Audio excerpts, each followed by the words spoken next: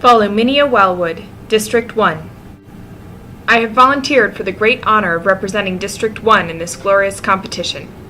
I'm competing so that my children and grandchildren will be unafraid to compete in Hunger Games to come. I'm thriving here, but eager to return in triumph to my primary calling of hairstylist. I have survived numerous hardships, including having to form alliances with drafted tributes from lesser districts. My favorite weapon is the dagger for its silence, and because it allows me to look my competitors in the eye. Like our district's machine that can turn graphite into diamonds, your gift will turn me into a champion.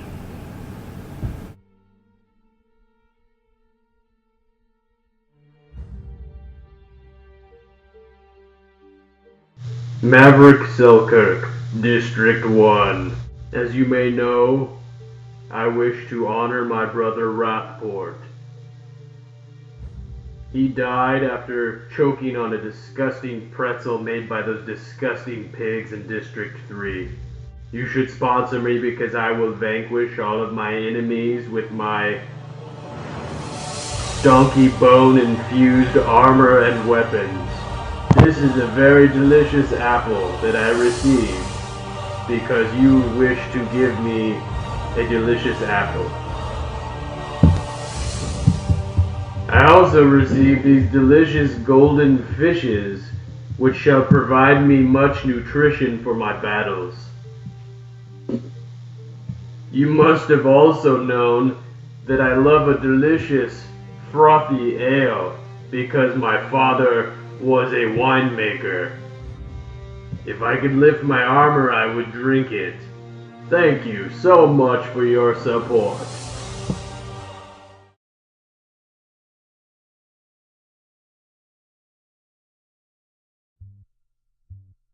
SAGITARRIA ROXEN, District 2.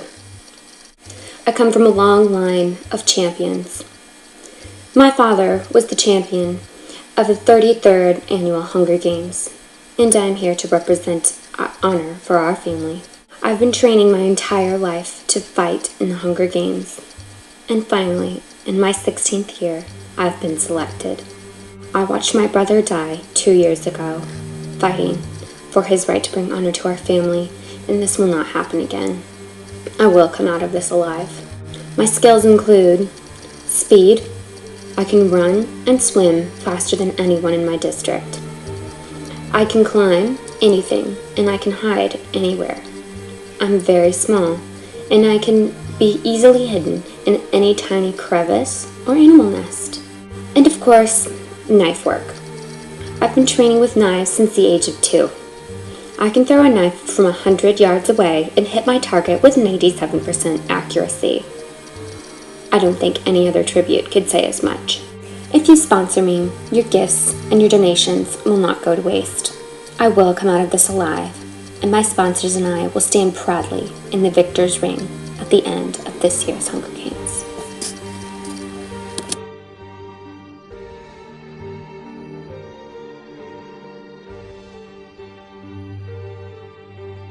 I am GUNNAR RANKINE of District 2.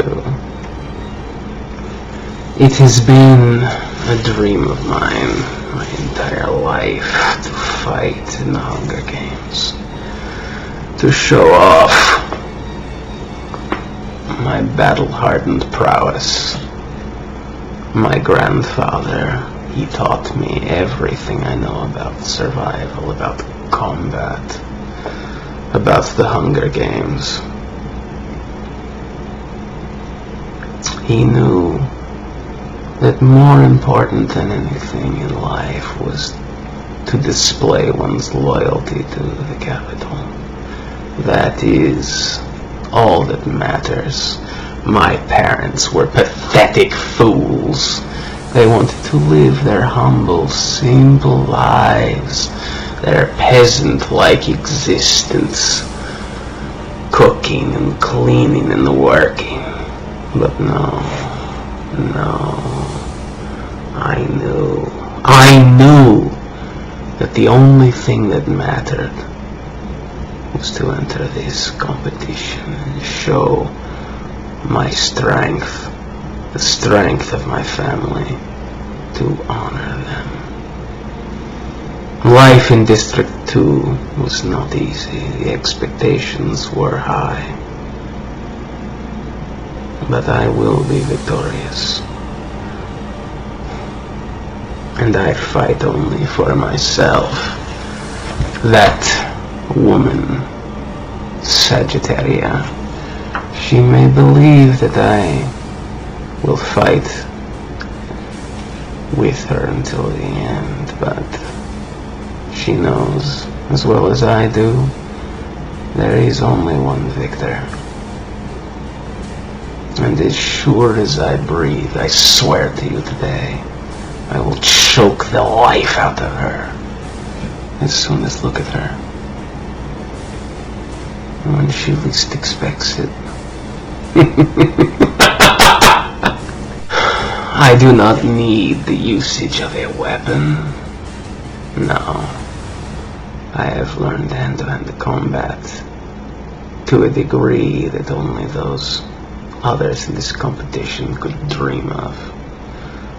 I will crush all those who oppose me. I am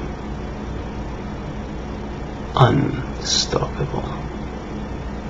I have been fighting for longer than I have been breathing. I remember, even in the womb, these fists of fury beating against my mother's uterine wall. I am not fool enough to think that you are offering me these weapons, these tools, these medicines out of the goodness of your heart. It is an arrangement. It is as much for you as it is for me. But I am not a fool, and I can appreciate the merits of such an agreement.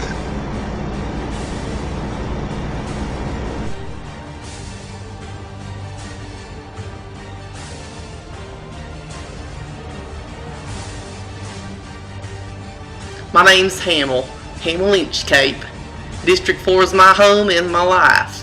I never wanted this, but you gotta take the hand you're dealt and make what you can, I suppose. That's what my mom always said, at least. With my father passing young, she was all I had. Just the two of us in that tiny house. She said a lot, though, and I always listened. And boy, was she right. You grow up in a place like District 4, opportunity's not exactly knocking. We haul fish, or pull out our knives and clean them. Some fix the nets. Take care of your family and get up the next day and do the same thing all over again. Like I said, I never wanted it, but I grew to love it. Guess that's what you do when faced with the inevitable. Find a way to embrace it.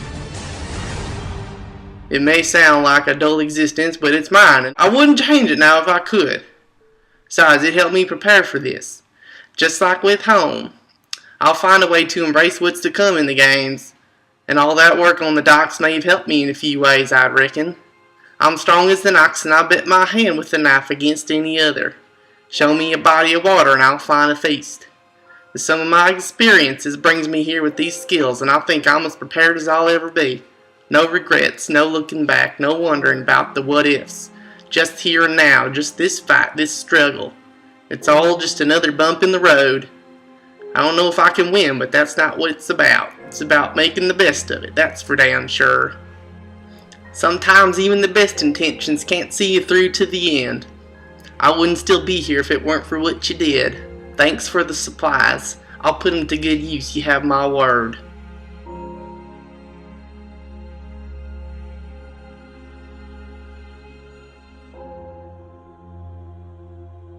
From the time I was just a boy, I've climbed at the tops of the tallest trees in all of our district and looked towards the coast, to the sea where the few haul in their wealth while the privileged have the freedom to train day and night for these games. I did not have this privilege.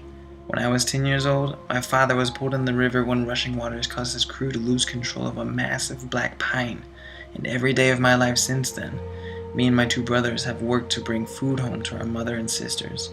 And I knew then that this was the life that I must lead, but not the life that I wanted. I wanted to provide more than just bread to my mother.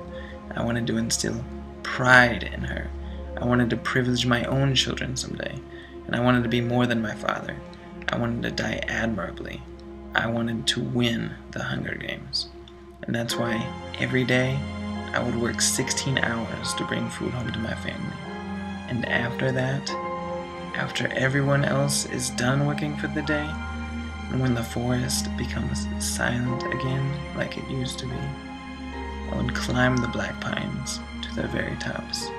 I would close my eyes and I would listen, and I would hear the water from the rivers, rushing through the forest to the sea, to privilege, and I would see what I needed to do.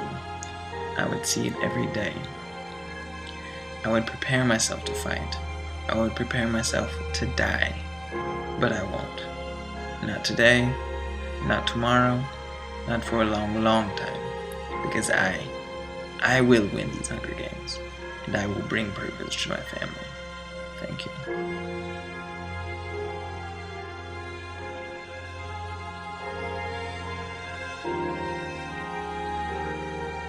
I'm OVID DUNBRYLL, District 8. You know, I'm pretty used to doing without. I work in the line back in the textile factories. 18 hours a day, but I never complained. Just give me more time to watch my dinner scurry by. You'll be surprised how delicious a nice juicy rat is scrounging the garbage for the nearest apple core. I may not look like a carrier, no ripping muscles or bloodthirsty glint in my eye, but my mind wanders. I think of what it could be rather than what it is. And that's the power. That's more than what drives this campaign, who are fighting for the glory or honor. I'm fighting so that I can have life, like my great-grandfather, Orville, who before the games was a scholar. I could fly twice as high. Take a look, it's in a book, but you don't have to take my word for it. If I can do this much with nothing, just imagine what I can do with something. Just so we're clear, I'm talking about money. Come on, don't be shy.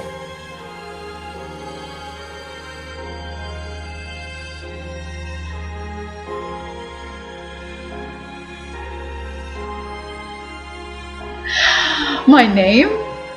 As if it matters. As if anyone cares. Not like anyone cared back home in District 9 either. Ever been there to District 9?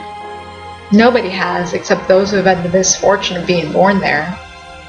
Not even the peacekeepers bother anymore. And why would they? Can anyone blame them? The streets are disgusting, and there are more people homeless there than have homes. The factories pour out this thick smog. Crime can be found to every corner. It's a real urban paradise, I can tell you. But I knew how to make do. I knew the best places to steal my supper. I knew the fastest ways to get from one end of town to the other, and I can tell you all the hiding places, not like I would.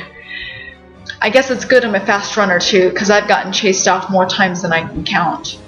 Never getting caught once. Except for, I guess, at the reaping. And here I am being shoved from one hellhole to another. Alone, same as ever.